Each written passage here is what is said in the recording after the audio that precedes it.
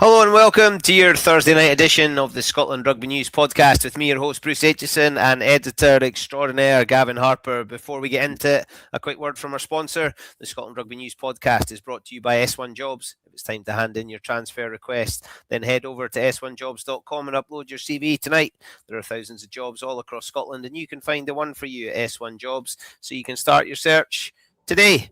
Gavin, how are you? Good to see you. I've seen you. I saw you on Sunday night this week because we were at the Six Nations launch. My first time at one of those media staged sponsor type events. It was nice to be there, I think is how I'll put it. Yes, I think that's fair. It was, so for people that don't know or that maybe missed it, there was a drinks reception, a pre-Six Nations launch drinks reception at the Johnny Walker Experience in Edinburgh on Sunday night. So we were obviously both there. How much did we get out of it? I'm not sure, but we got enough. Well, I certainly got enough free Guinness for the both of us to make it worthwhile. Look, there was a bit of a Q&A, wasn't there, that went on a bit, and then there was a drone show over the castle, which I thought would be more rugby, which is naive of me, 100%, and it was obviously quite heavily corporate. But look, for Diageo to see Guinness's logo over Edinburgh Castle and all the sponsors, I understand why they do it. I mean, it was different. But it was certainly different to being in Rome. I would say it was a totally different experience to being in Rome and watching the Netflix premiere last year. Was it better? Was it worse? I'm not sure. It was just very different. And there was, they did their best to make it Scottish with an address to haggis, and then couldn't find anybody Scottish to host the event. Yeah, somebody started some gay Gordons as well. I don't know who that was. Some guy that was dressed like a tin of shortbread. Do you know the thing I did take away from it from the Q&A? Brian O'Driscoll did not sound particularly positive about Ireland. No, I mean his comments should have been music to the ears of all Scots, given that the run Ireland have had over Scotland. I was surprised. I know they've had loads of injuries, and obviously their situation's got worse since Brian spoke, because they've obviously lost Bundy Aki through that disciplinary. They've lost Hugo Keenan, a broken thumb, and Jack Boyle's confirmed as having an Achilles problem. So, look, it's not looking too great for them. I saw a post on social media of an Ireland missing 15, which is probably better than most present 15s. They're really worried about the scrum. Obviously, France have been weakened there because Antonio has been taken to hospital with a suspected heart attack. So, but they were massively concerned about, or Brian O'Driscoll certainly was really concerned about the scrum. Yeah, I think they're now down to fourth choice, possibly on the loose head. But there also seems to be a suspicion that Tadhg Furlong's not fit and might miss the game in France next week. So you can understand with those absentees why they were worried. In fact, they're so worried that over the weekend, I saw some mention of Cian Healy's name as let's get this guy out of retirement and basically throw him straight into the Six Nations squad. And I thought, gee, it doesn't show a lot of strength and depth, which is something we've talked about loads from a Scottish point of view, or trust in the guys that are actually playing for the provinces. So they'll be looking for a mortgage advisor like Gloucester. Yes, exactly. Although it was funny because I was then after our evening at Johnny Walker, I was then at the official media launch on the sort of media day on Monday. And Andy Farrell was up and basically it was put to him, will Andrew Porter be back at any point? And he says, yeah, hopefully for the Scotland game. And it's just Scotland's luck. Bundy Aki's ban he'll be back, and then they get Porter back, and all of a sudden that injury list, Hugo Keenan might be back. All of a sudden, it doesn't look that bad.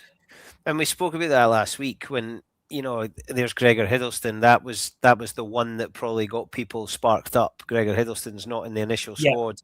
He then gets selected. Well, not select. He wasn't.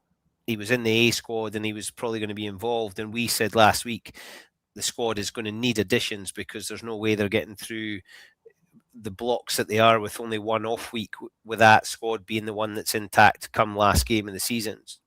The worry is that Ireland are going to get people back, rather, potentially they'll lose people, obviously, with injury and whatever else happens, loss of form, as all the countries will, but they'll get players back. We've not really got that I'm aware of, although Ewan Ashman, was selected for Edinburgh and then wasn't at what appeared last minute.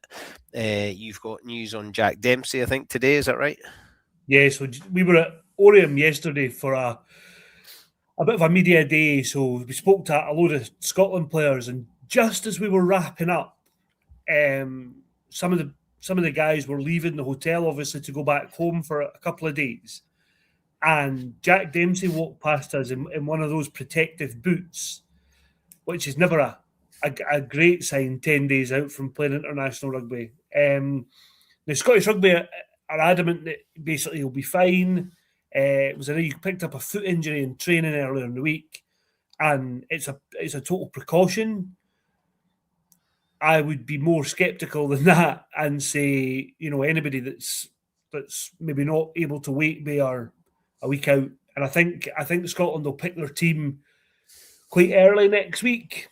I wonder, how long do you give Jack Dempsey? So important. How long do you give him? But that'll be interesting to see where that comes, because he's obviously such an important player.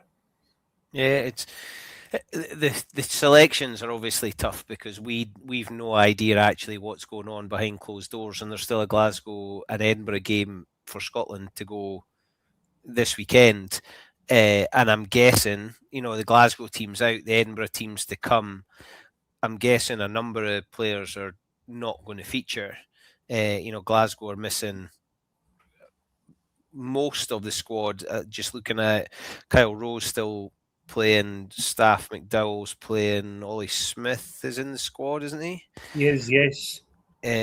Alex Craig starts. I think that's it. Is that right? Is Jamie Batty in the squad? No, Nathan Macbeth's on the bench.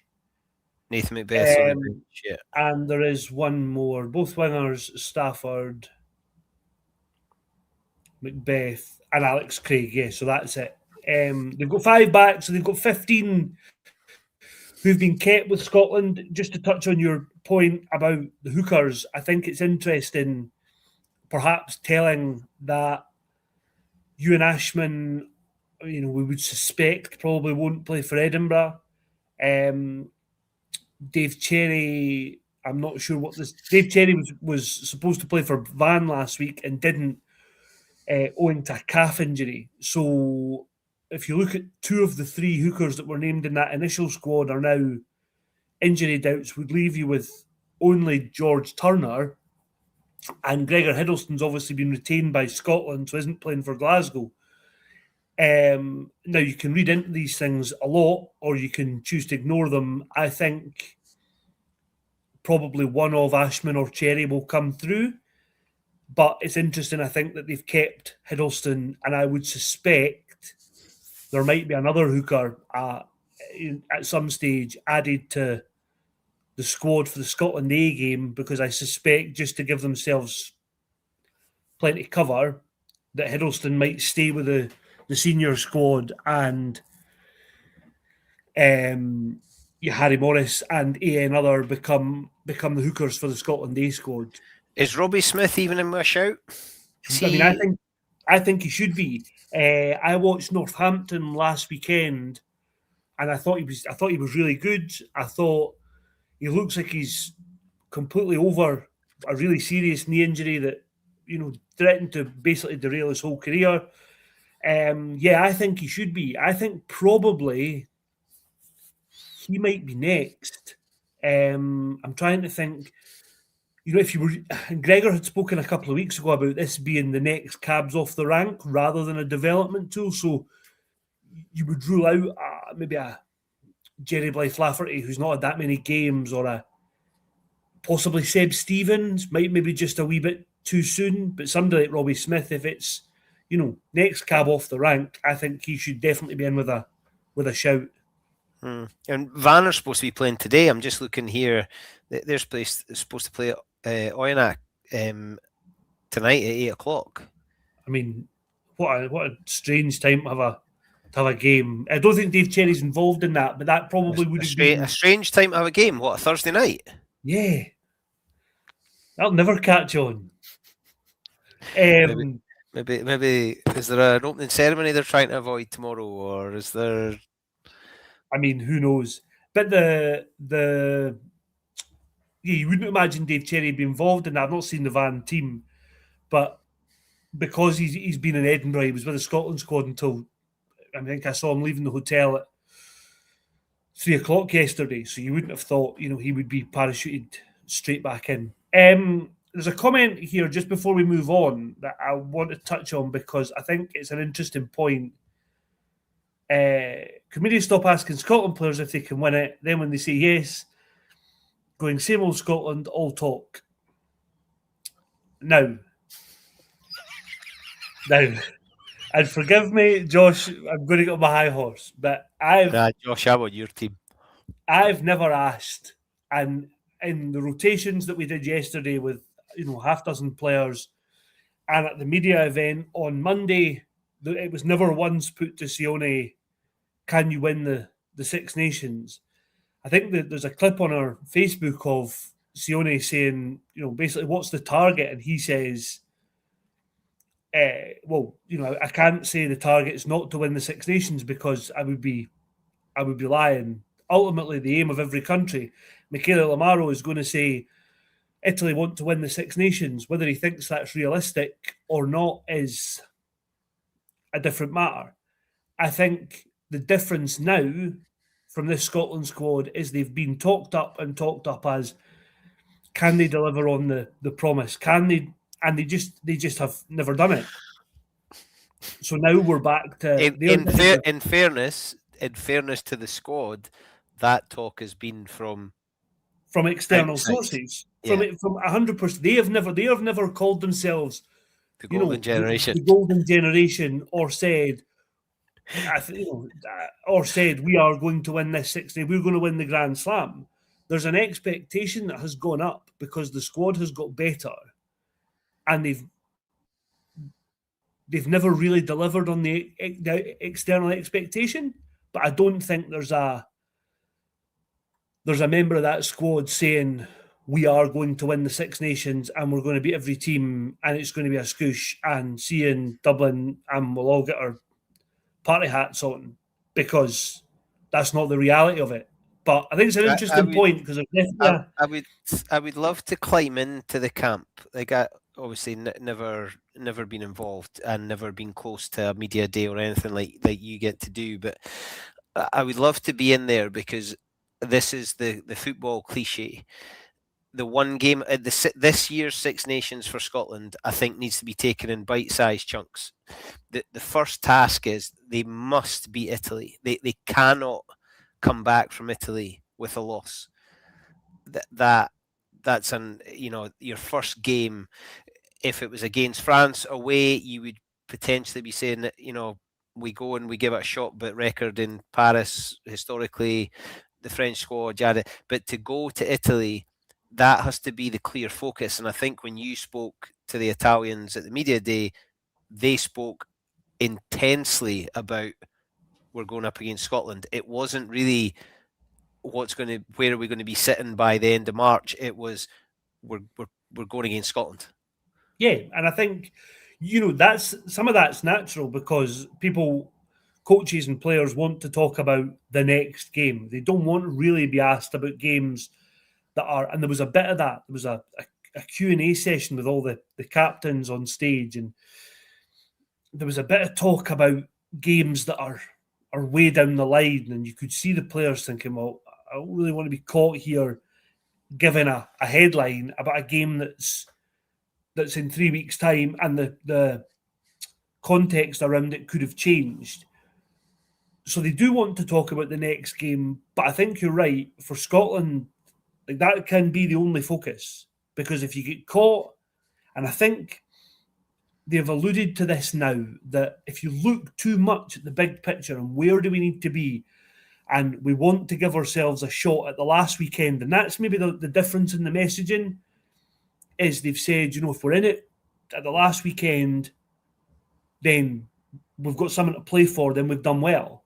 Well, there's none of that this year. This year it is, we have to beat Italy, and we cannot afford to look any further than Italy, because we've maybe done that in the past and it's come back to bite us. So I also think they have to prepare for Italy, because it almost feels like it's a series of 5 individual games.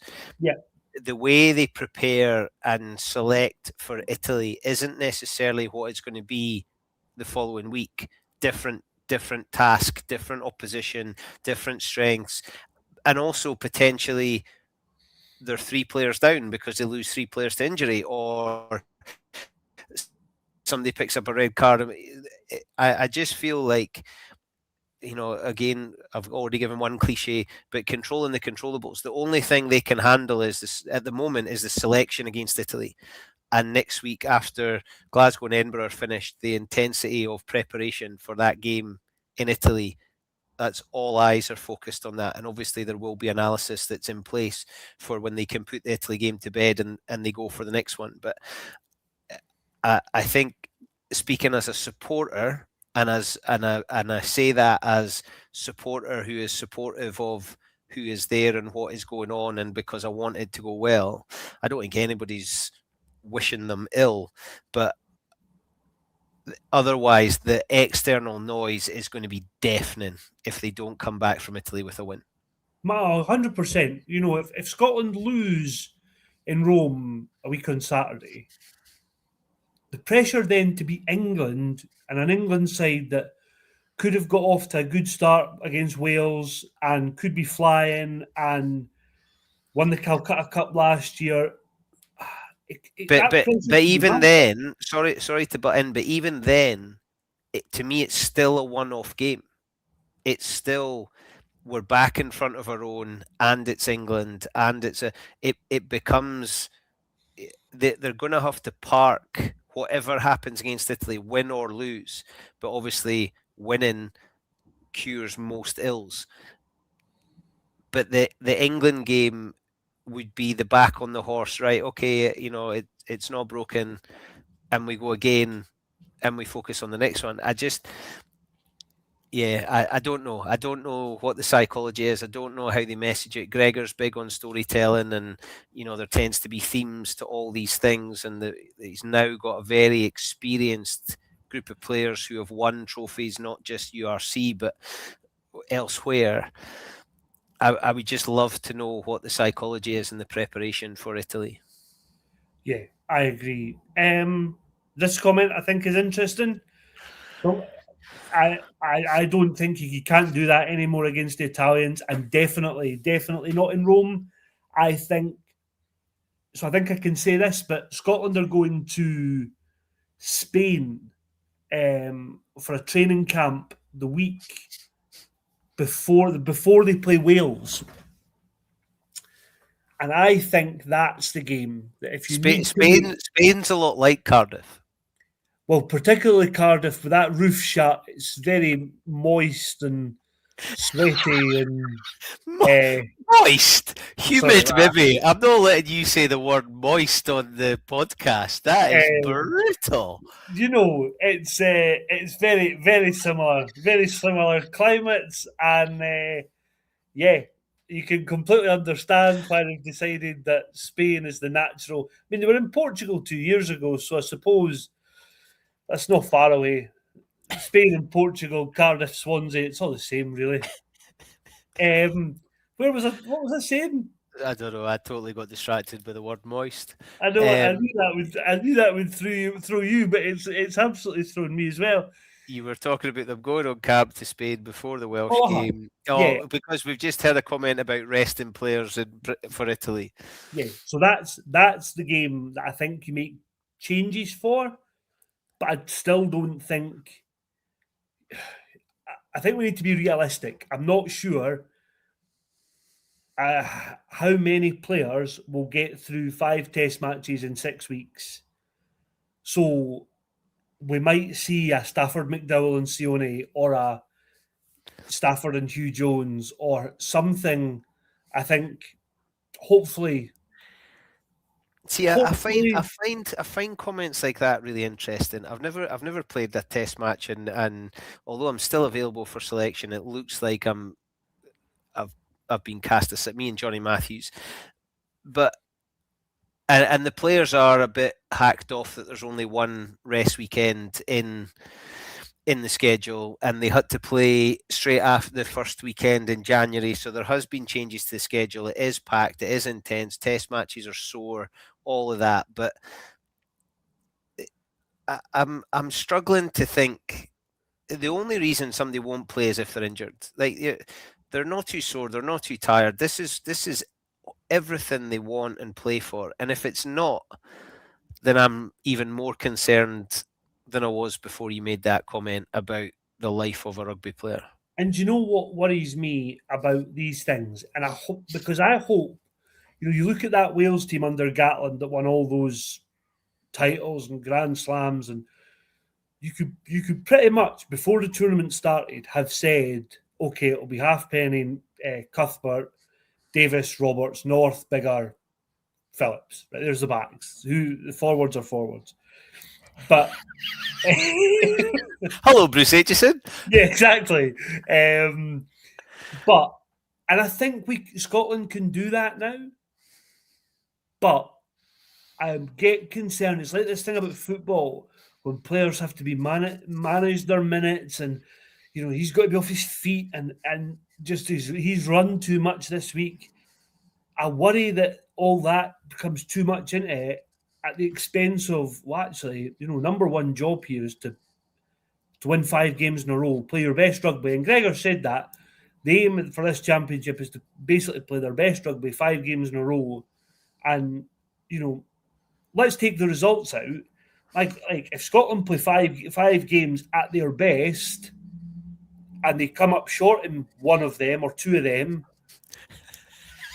Where are you going with this? Are you going to say all will be forgiven? No, but in 6 weeks' time, we'll say, poof, they gave that a good go, and they were competitive in every game, but that's not been the case basically ever before. Yeah, you look at the Ireland games, and they've fallen so flat that I'm not. But yeah, it'll be interesting. Yeah, there are players who, if Dempsey is fit and starts, Matt Fagerson, Zander. I don't think. Well, Gilco has been injured, but the way they go coming, there's a group of players in there like Pierre. Pierre's going to want to start 5 games on the bounce. Yeah. The back line will be interesting because we were chatting about this earlier today.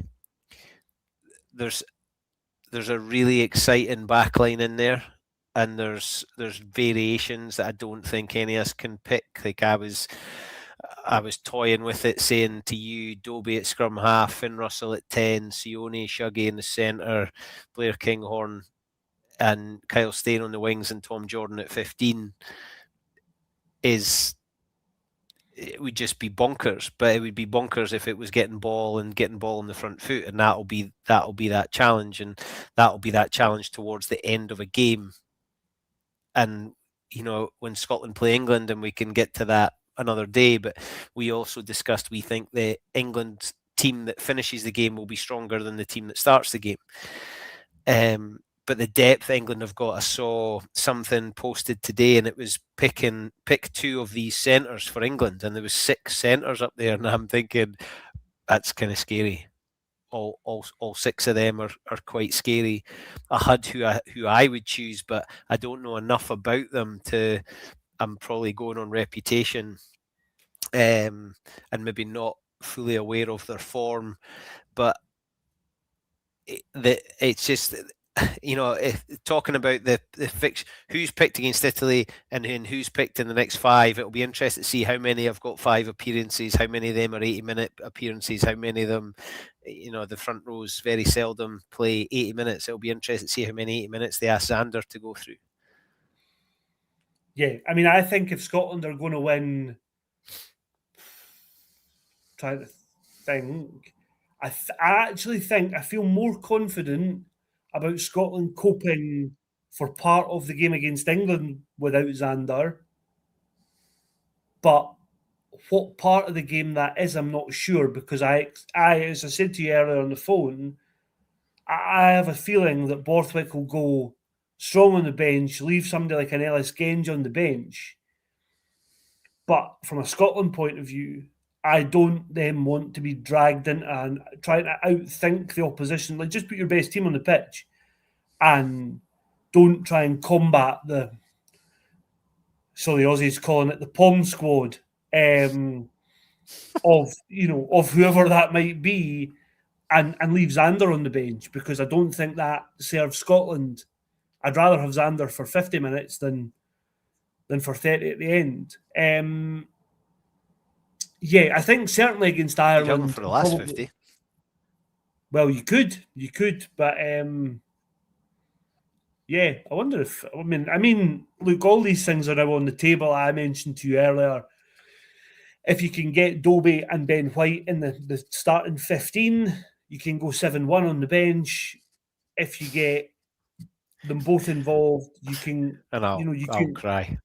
I know, and I know you're not a lover by any means of that, but I think you see 6-2 now, and almost 6-2 is the norm. So 7-1 now doesn't feel like it would be an outrageous. You're right about that. I'm actually now looking to check and see if it's 5-3 rather than checking to see if it's 6-2. I know it's definitely the way it's going. I think as well, this thing about, you know, you look at Stafford, who has been listed sort of cheekily above Ben Afshar in the last few Glasgow teams, with a suggestion that he might also be covering the back row. And this thing about hybrid players, like I was listening to a podcast with Ben Earl on it, and they were talking about him playing in the centre, and I just think, like, it's actually not that. I guess Andre Esterhuizen's done a brilliant job for South Africa jumping between the two, but now he plays more in the forwards than he does in the backs, and you very rarely see him switch between the two during a game. This idea that somebody's going to start at 12 and then, you know, number 8 pickups, like, right out the road, I'll just do this bit as well. Like, I think that's pretty far-fetched, but yeah, certainly somebody like a Bayliss who's quick enough to. Oh, here we go. To play, like, wouldn't look out of place on the wing in open play, but would be massively caught out, probably under the high ball, and that's where you start to get. So all these things there's risks, and yeah, we'll wait and see what the selection brings next week. But it wouldn't massively surprise me now. Yeah, I think everybody's keen to see. You had a little bit of an indication from Gregor about maybe an early selection posting. Yeah, there was some discussion that the team might come out on Wednesday rather than Thursday, but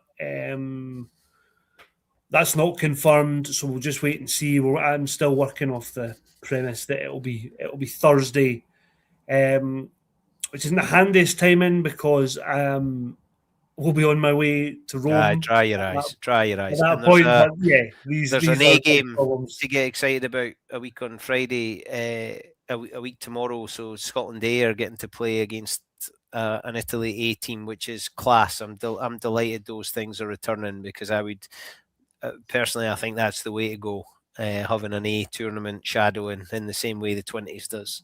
Yeah, I totally agree.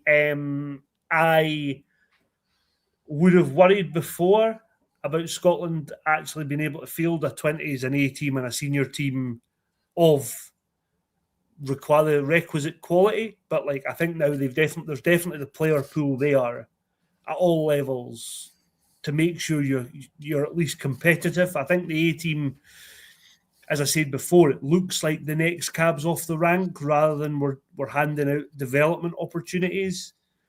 I think I'm interested to see how Gregor manages that squad, because obviously the A squad had about 12 people in it, and now at least Gregor Hiddleston has moved up. So the full squad that he selected is going to have to play A games or be in the A squad. Yeah, they are. And I think that might form some of why they name the team slightly earlier, because they'll name the team to the players earlier so that players know, okay, I'm playing for the A's on the Friday night, and then, you know, word seeps out of selections and whatnot. So it will be interesting. I think, yeah, some of the guys that are possibly playing for the pro teams this weekend, you might look at them and say, okay, is Kyle Rowe, for example, going to play for Scotland A rather than be involved at the Olympico?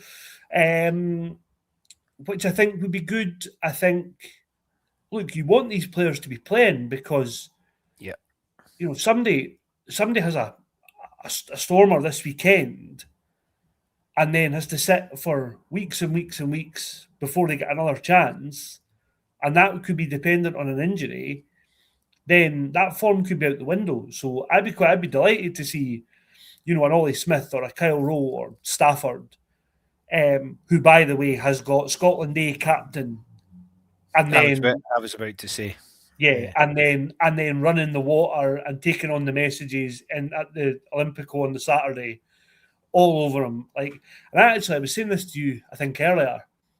Like, there's something about somebody like Stafford that's to be absolutely admired. You know, he missed the run in when Glasgow won the URC. Hasn't ever really overly complained about it, certainly externally. He's not first choice for Scotland, but when he's asked to play, he's often captain, and he just always just gets on and does a job. You know, last year Sione was out, Stafford filled in, did a good job. This year Hugh's been out, he did a good job, and now they're both fit. Stafford again at the sort of crunch time of the year probably doesn't play, but he's just a guy who class human. Yeah, 100%. And I think, you know, I was saying to you, like, Dobie asked to play on the wing, but you could ask Dobie, as I said earlier, you could ask Dobie to play in the second row, and he'd probably shake his head a bit and go, "Oh, very good." But like he would give it everything he's got. And I think those players in a squad are so invaluable because you just need guys who are willing to roll their sleeves up and deal with the hand that they're dealt. Speaking of those players and looking at the Glasgow selection, Ali Miller starting at number 8 for Warriors.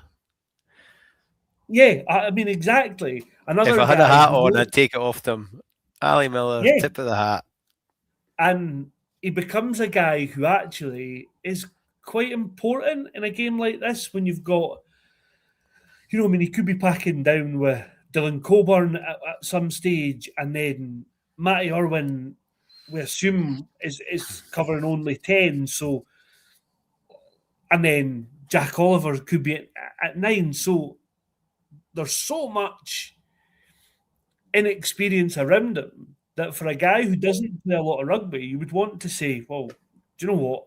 We've got somebody there that we can hang our hat on that's reliable, does a job. And again, I say it all the time, he just gives you that 7 out of 10 every time he puts the jersey on, if not more.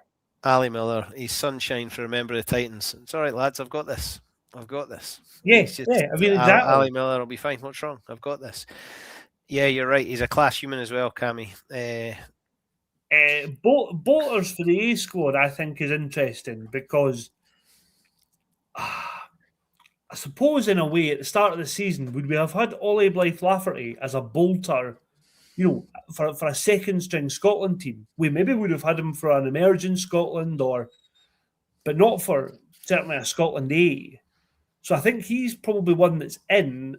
Ones that have missed out, probably somebody like a Jari Agunti-Beju, I think, looked to be on that path and has maybe found game time harder to come by at Glasgow. I'm trying to think if there are any. Edinburgh. No, there are not. But I think there are a group of players. Ewan Ferry, there are a group of players that are around that are not far away. And if they need numbers next week, then I wouldn't be surprised if they're about. Yeah, the Glasgow squad's an interesting one. I think we all were waiting to see who would be released back, because it gives us a bit of an indication as to who's unlikely to feature in the 23 for Gregor in Italy. And you've got Jamie Batty there, who just keeps going. But he's next to a fair bit of inexperience, or just young, not necessarily inexperienced, but just younger players. And then you have Alex Craig, who will feature for Scotland at some point in the next 7 weeks, 8 weeks. Ali Miller, who's been around the block a few times. And then, Ben Afshar is an outstanding player. He's unlucky to be behind George Horn and Jamie Dobie. But if Jack Oliver comes in, Ben Afshar potentially moves to the Ding-a-Ling, or Lancaster will jump back for Matty Irwin to come on. But what an opportunity for Jack Oliver and Matty Irwin to come on against Munster at a sold-out Scotstoun to finish the game at 9 and 10. And I think Franco will probably put them on. He tends to use the people that's on the bench. Jack Oliver, delighted for the kid again, and what an opportunity for him to play against Munster at a sold-out Scotstoun. I know it's the week before the Six Nations, but there'll be a Hoyk supporters bus on its way to Scotstoun, I would have thought. Do you know what I wondered is if this was a fixture that if you looked back and as the players always walk about with these wee diaries, if he had that circled in his Munster diary and his Glasgow diary as, do you know what, I quite fancy being involved in that one no matter for who. Look, I think he'll relish that opportunity. I think these are the games that we know Adam Hastings is off at the end of the season now. So we know that Dan Lancaster stepped in and has done a good job when Adam's not been available. But the question is about, can Dan Lancaster be the first choice? So beyond that, Glasgow need to work out what they're doing for next season. Matty Irwin needs games. He needs to be tested at this level. And if he's not there, Glasgow need to be able to bring somebody in, even maybe somebody ahead of Lancaster, and you keep him as the second choice. Matty Irwin gets another year. But they need to sort out that fly half pecking order. Where does Charlie Savala fit into it all? He's obviously still injured. So there's a lot in it, but it's a great opportunity. And actually, it's an opportunity in a game like these guys could have played last week in Parma, but they could have come off the bench with Zander and Matt Fagerson and Scott Cummings and a whole load of Scotland internationals, and they individually wouldn't have been noticed as much. Whereas if they come on tomorrow night, the spotlight is going to be on them, and it is going to be a test. So yeah, look, I'm interested to see how they go, but I think Franco's track record is such that they should be pretty comfortable and pretty confident that they're ready and that they can slot in. It's going to be an interesting game because that there is a lot of young players in there, and it's not just it's not, to me, it's not just a Glasgow Munster. There's a chance, like we've just been saying, if all of a sudden you're missing a Dempsey and an Ashman and a whoever else for next week. If Seb Stephen puts in a shift, he jumps up and all of a sudden he's starting for Scotland A. If depending on what happens, there's a chance for Ben Afshar's in that A squad. If he absolutely turns it on and he gets to play, he starts and he's a rock star going off some confidence, having played Munster tomorrow. And if Jack Oliver comes on and gives him 20 minutes, half an hour rest, he's all the fresher. Alex Craig's got a point to prove. Jamie Batty's saying, if anything goes wrong, I'm here. Look at me.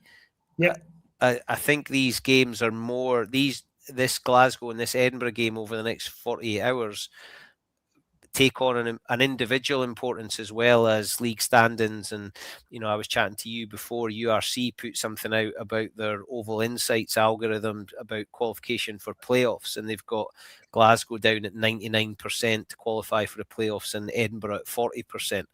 So the clubs have got a lot to play for. The individuals at this point, because of this A squad, I think have got a lot to play for. So although they've been put out to the clubs for this weekend, there's still a chance for next Friday. And put yourself in a shot window, and all of a sudden there's 2 injuries in your position, and you find yourself on the bench for the 3rd or 4th game of the Six Nations. But I think the other thing, and I would say this for most positions, but there are a couple that you think, probably we can nail down most of the Scotland team. But like the second row is kind of up in the air. The difference between the guys who might be on the bench and the guys who've been released to play for, like an Alex Craig and a Max Williamson, for example.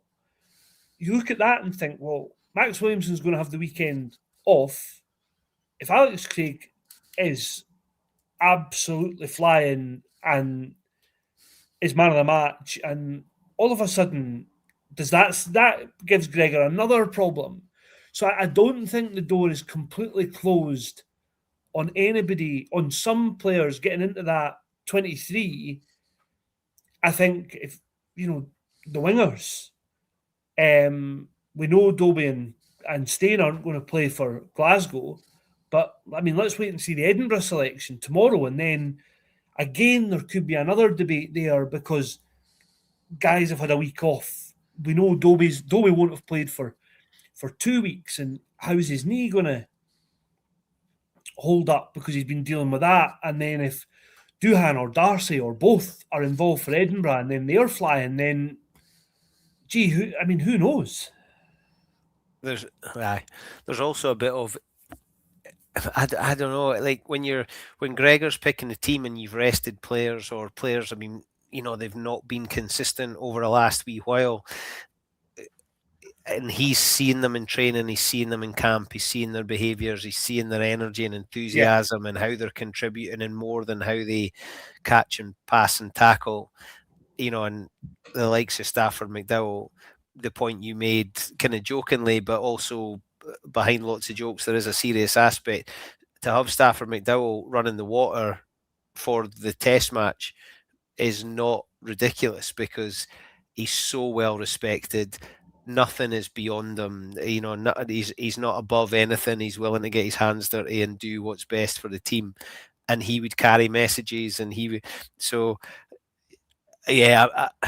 I'm intrigued to see the Scotland A selection and the first test, but also it will be as interesting to see how the players left out react, because a lot of them will still get a chance over the next 4 games.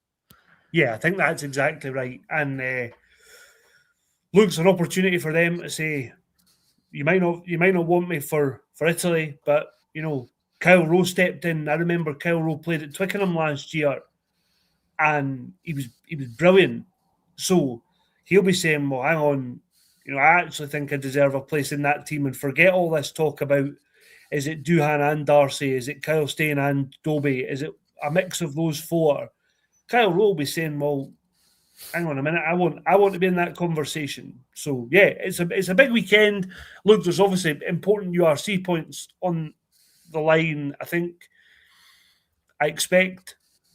hope Glasgow win. You would think that at home Glasgow don't lose that often, but this will be a serious challenge to that given the absentees. Edinburgh obviously are going to be up against it no matter which of the 75 Leinster players are brought out of cold storage. Forgetting that they've got 326 away with Ireland and another 25 injured. Like their squad is just unbelievable. And like I was saying earlier, if you're able to pick in this time of year, RG Sneeman, Rico Ioane, Rabah Slimani, even those three on their own are pretty handy. So that'll be tough. And that's where, while it's still not my favourite thing, that's where these players, I think, really prove their value, because they're able to help those players around them when the Irish internationals are away. Yeah, 100%. I think you see the base level is improved, is better than the base level here, because they've got guys who've got World Cups and who've got X number of All Blacks and Springboks, France caps, and they are the drivers of that environment when everybody else is away. That they almost demand everybody, the academy players, deliver the same level of performance as an Andrew Porter or whoever it might be. Look, I think Leinster as a club are up there with the top 2 or 3 in the world. You look at Toulouse, Crusaders, Leinster is probably the top 3. And you look at Edinburgh's unavailable, and certainly from the last few weeks, and think, if they lose many to the Scotland squad, and we heard at the start of the week they've lost Liam McConnell, so yeah, it's going to be a tough trip to Dublin. But I think they need if they can come back with a point or 2 points, that might actually be a point more than most people expect them to get. I am interested because it's at the Aviva, and Edinburgh, not many of this Edinburgh squad. I don't know how many will be selected. There's obviously a lot of the internationals will not be released, but playing in an empty Murrayfield was a leveller, because it was a great pitch, great facility, no real atmosphere to speak of. To go to the Aviva the week before the Six Nations, when people are maybe saving their Guinness tokens for the following weeks, I don't know what the crowd is expected to be for the Edinburgh game on Saturday night, and it's a 5:30 kickoff. There's a whole lot of things to throw into the mix, but it might be a bit of a leveller. Leinster are not quite hitting their straps, and Edinburgh have got to go with that expectation that they're going to come back with something.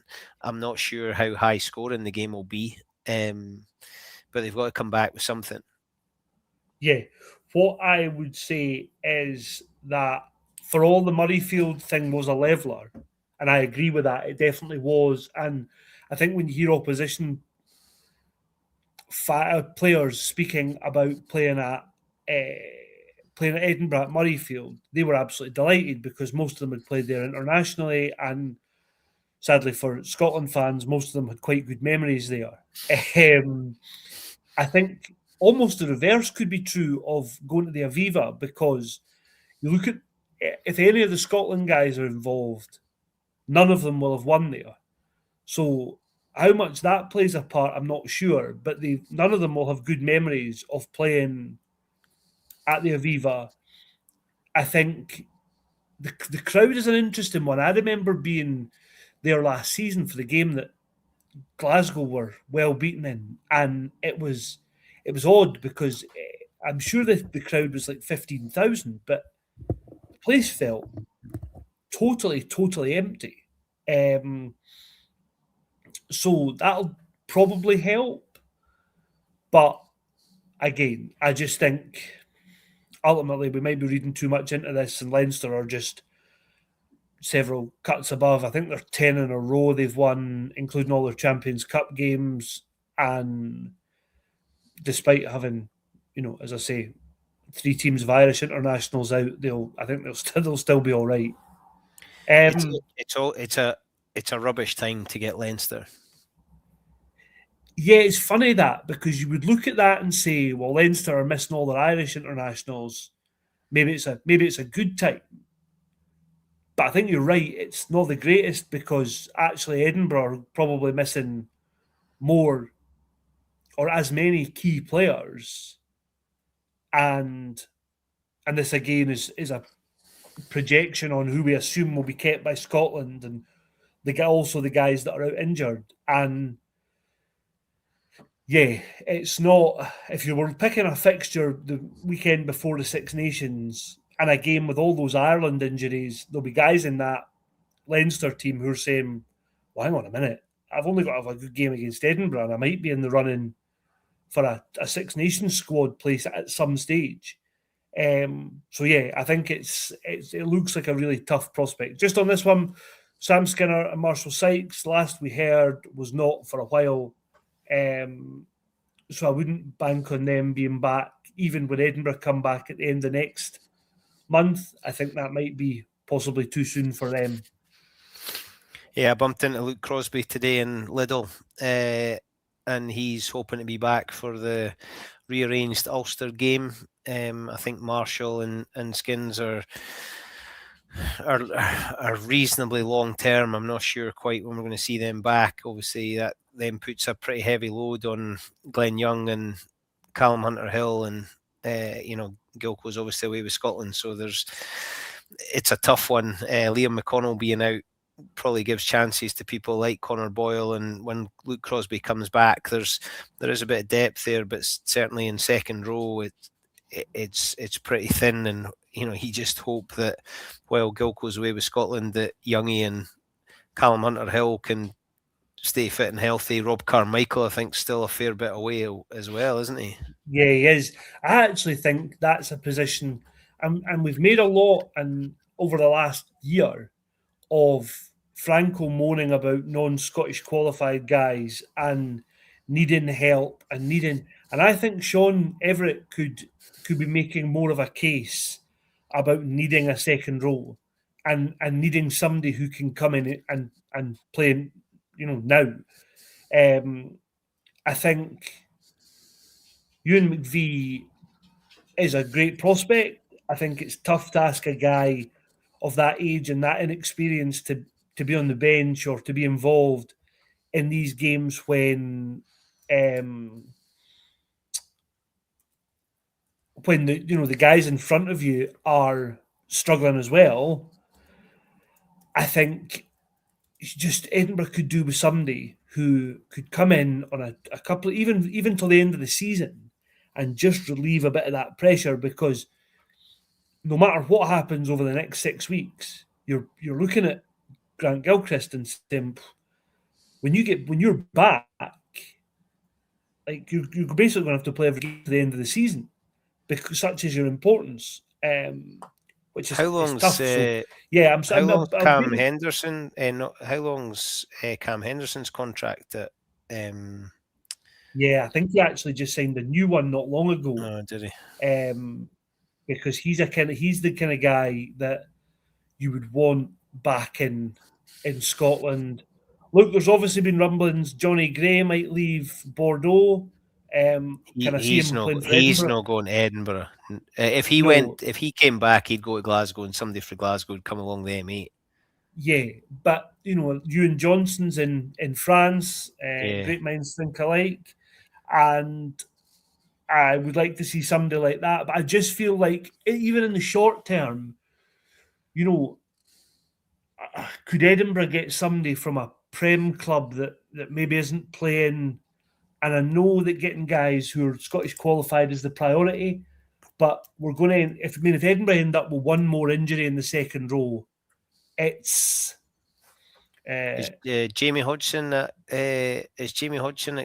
Newcastle? Is his deal up at the end of the season, or has he got longer to go? No, I think he signed one of these 1+1 So I think he's got another year, but I think the sticker there would obviously be left Edinburgh while Sean Everett was coach. So I'm not sure if he would come back or what the situation is. Look, I just think they need a hand in that position. I think there are others where longer term you look at, maybe do they need a more experienced 10 to help?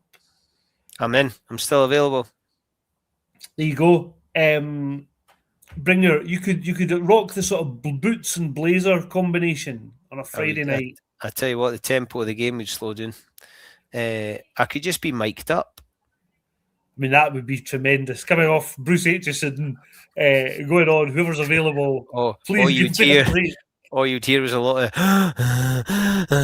and getting out the road of folks running at me. A lot of your man. Yeah, white gloves on, just through here, sir. Just through here. It's for, it winds me up when you get people going on about, they can't wait for this. There's a lot of rugby in it. Edinburgh and Glasgow don't want the distraction of the Six Nations. They want to focus on but there's a lot of club rugby going on, and people doing great things in club rugby. The inclusive rugby is incredible. There's clubs on. I'm at Linlithgow this weekend for Linlithgow against the mighty Hamilton Bulls. There's a lot of clubs still working hard, and I would love to think that the 67,500 folk that turn up to Scotland, England, Scotland, France were all to be in a clubhouse as a member and on the sideline or playing. Or, I know I'm in fantasy land, but it's a great opportunity to have the game spotlighted. I hope Scotland go well, because it's it's a tough sell. It breaks my heart when you see so many Scottish youngsters supporting Liverpool and Man City and Scottish rugby. This is when eyes are on, social media's on, mainstream media's on. It's a chance to go, right, here's where we are. Let's not build caterpillar rucks and kick the ball up in the air and have scrum resets that take 10.5 minutes. It's a great opportunity. And announcing on Monday about free to air, gee whiz, folk moaning about ITV, like you literally cannot win. Some of the comments, free to air, but now we've got adverts, and the pundits, and come on, like, watch it on mute if you have to. Didn't watch the build up. Just it's free. Like I can't watch the European games. I do have Premier. To have the Six Nations and this nonsense competition in the autumn free, like, what an opportunity. Well, do you know something? And this is going to go back to right at the very start of this. We were talking about our event on Sunday night, and there was free Guinness, there was free food, and it's there, and people might moan, I didn't like whatever it is in the bowl, or I'm not a big Guinness drinker. Right. Well, the alternative is it goes away and you didn't get it. So we might as well make the most of it. And Mom, I do like mashed tatties. Well, you do what, you go hungry. I mean, exactly. And that's Harper. That's obviously not a problem I had in my house very often. But it's true.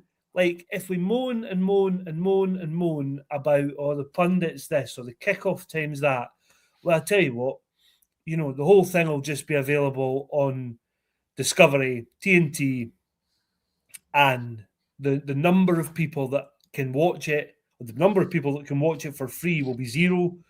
People have to fork out money just to watch it in the house. Like, let's make the most of the fact that the Six Nations is what it is. It's that storied competition that we all grew up watching.